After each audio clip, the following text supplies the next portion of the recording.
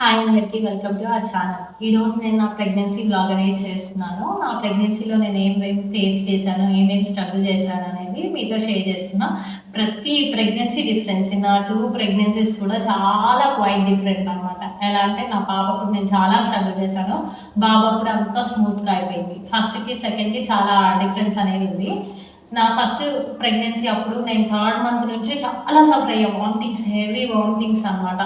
ఏ తిన్నా అసలు తిన్నది తిన్నట్టే బయటికి. డాక్టర్ ఏమో మెడిసిన్ సజెస్ట్ చేశారు. అసలు ఆ మెడిసిన్ వేసుకున్న తర్వాత కూడా వామిటింగ్సే. ఇంకా మెడిసిన్ కూడా పని చేయలేదు. ఇంకా డాక్టర్ ఏమన్నారంటే బాగా వీక్ అయిపోయాను.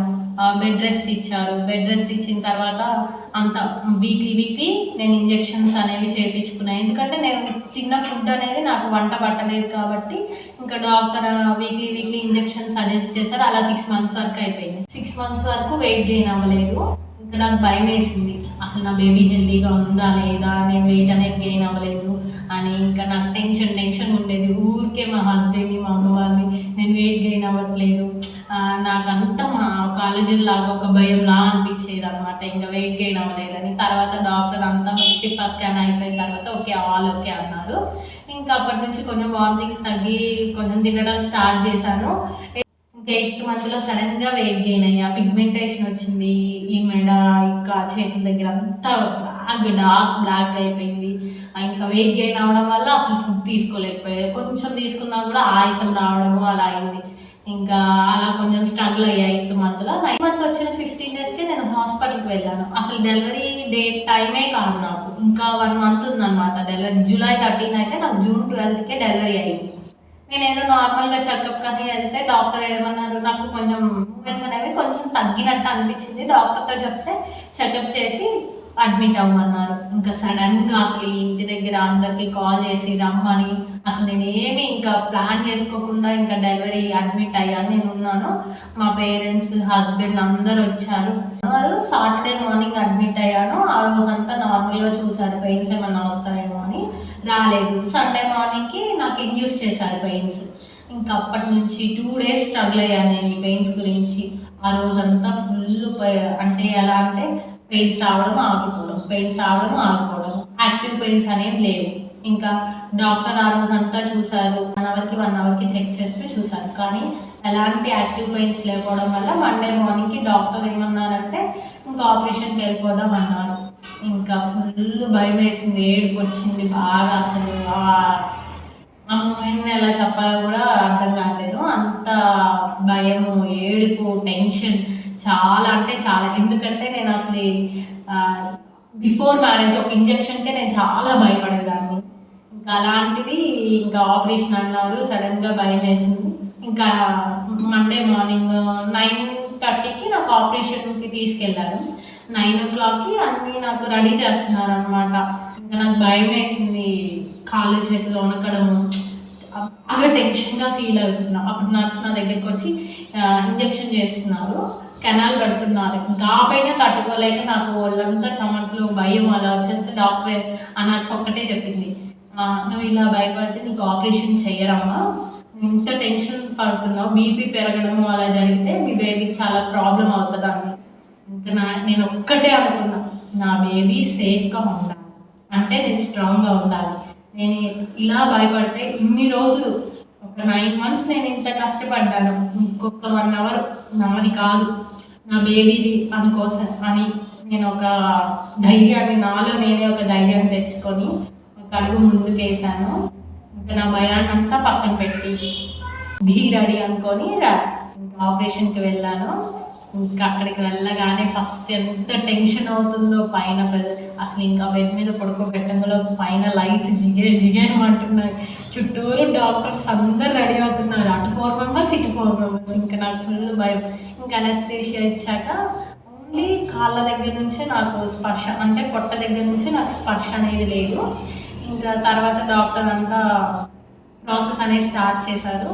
ఇంకా నాకు అంతా తెలుస్తుంది అనమాట, డాక్టర్స్ మాట్లాడేది అంతా వినిపిస్తుంది, అంతా తెలుస్తుంది, కానీ స్పర్శ ఒక్కటే లేదు. అది కూడా పెయిన్ లేదు, మనం టచ్ చేసే ఫీలింగ్ అయితే ఉంది. ఇంకా గుడుగుడు సౌండ్ వస్తుంది. ఇంకా సౌండ్ ఏడుపు వినిపించింది. ఆ ఏడుపు వినిపించగానే కళ్ళల్లో నీళ్ళు అలా గిర్రం తిరిగి వచ్చాయన్నమాట. ఇంకా అలా ఫస్ట్ డెలివరీ తర్వాత ఇంకా నన్ను అబ్జర్వేషన్ రూమ్లో తీసుకొచ్చారు. నా బేబీని అంతా క్లీన్ చేసి ఆయమ్మ తీసుకొని వచ్చింది. బేబీ ఎంత క్యూట్, ఎంత చిన్నగా ఉంది. మా బేబీ 2.5 అండి. చిన్నగా ఉందన్నమాట. హెయిర్ అంతా ఇలా వచ్చి చిన్ని చిన్ని కళ్ళు నా దగ్గరికి ఇలా తీసుకురాగానే ఆయమ్మ ఎలా చూస్తుందంటే ఇలా చూస్తుంది. నాకేమనిపించింది, ఇంత చిన్న క్యూట్ పిల్ల నా ఎన్ని రోజులు నా పొట్టలో ఉంది అని. ఎంత హ్యాపీ మూమెంట్ అంటే చాలా హ్యాపీ మూమెంట్. ఫస్ట్ లేచి నడిచేటప్పుడు ఎంత పెయిన్ అంటే అస్సలు తట్టుకోలేకపోయాను. బాగా ఏడ్ చేశాను అసలు నడవలేక. తర్వాత ఇంకా అలానే ఒకరు సపోర్ట్ తీసుకుంటూ నడవడం అలా 3 days అయిన తర్వాత బేబీ చెకప్కి తీసుకెళ్తే జాండీస్ కామన్లు ఉన్నాయని చెప్పారు. ఇంకా బేబీ వేరే చోట అంటే చైల్డ్ హాస్పిటల్లో ఉంది, నేనేమో ఇక్కడ ఉన్నాను. ఇంకా నా బేబీ నా నుంచి దూరం అయిందనమాట. 9 months తన పొట్టలో ఉంచి నా దగ్గర ఉంచుతారు. ఇంకా మేమిద్దరం, మా పేరెంట్స్, మా హస్బెండ్ వీళ్ళందరూ అక్కడ ఇక్కడ తిరుగుతూ వాళ్ళు కూడా చాలా సఫర్ అయ్యారు. నాకైతే చాలా ఏడుపు వచ్చేసింది. బేబీ అసలే తక్కువ వెయిట్ ఉంది, 2.5 ఉంది. ఇంకా హాస్పిటల్ నుంచి వచ్చిన తర్వాత 2 ఉంది. ఇంకా అసలు చిన్నగా ఉంది, నాకు అసలు హ్యాండిల్ చేయడం కూడా రాలేదు. చిన్నగా ఉంది. అసలు ఫీడింగ్ ఇవ్వాలన్నా కూడా చాలా ఇబ్బందిగా అనిపించేది, చాలా చిన్నగా ఉండడం. ఇంకా అలా ఫస్ట్ డెలివరీకి నేను చాలా స్ట్రగుల్ అయ్యాను. బేబీ వల్ల కావచ్చు, నా హెల్త్ పరంగా కావచ్చు. ఇంకా నేను కరెక్ట్గా ఒక 3 months తర్వాత కోలుకున్నాను గట్టిగా. అంత స్ట్రగుల్ అయ్యాను నా ఫస్ట్ డెలివరీలో. ఇంకా సెకండ్ డెలివరీ అసలు డెలివరీ క్వైట్ ఆపోజిట్ ఫస్ట్ దానికన్నా. ఎంత స్మూత్గా వెళ్ళిపోయిందో. ఇంకా నాకైతే ఫుల్ క్రేవింగ్స్ 3rd month నుంచి. బిర్యానీ, అన్ని క్రేవింగ్స్ అనమాట. ఫుడ్ తినడం కావచ్చు, బాగా తిన్నాను. ఏది కావాలంటే అది చేసుకోవడము, తినడము, మా మమ్మీ వాళ్ళు చేయడము, చాలా మంచిగా తిన్నాను, బాగా ఎంజాయ్ చేశాను. అంత స్మూత్గా వెళ్ళిపోయింది. మా బాబు అప్పుడు ఎలాంటి టెన్షన్స్ కూడా లేవు. డాక్టర్స్ కూడా స్టిఫా స్కాన్లో వెయిట్ ఓకే అన్నారు. అంత స్మూత్గా వెళ్ళిపోయింది. 9th monthలో కూడా కరెక్ట్ టైంకే మా బాబు అయితే కరెక్ట్ టైంకే పుట్టాడు. అంతా వాళ్ళు ఇచ్చిన డేట్ ప్రకారం అంతా స్మూత్గా వెళ్ళిపోయింది. అసలు ఆపరేషన్ అయిన 3rd day నేను ఇంటికి కూడా వచ్చేసాను.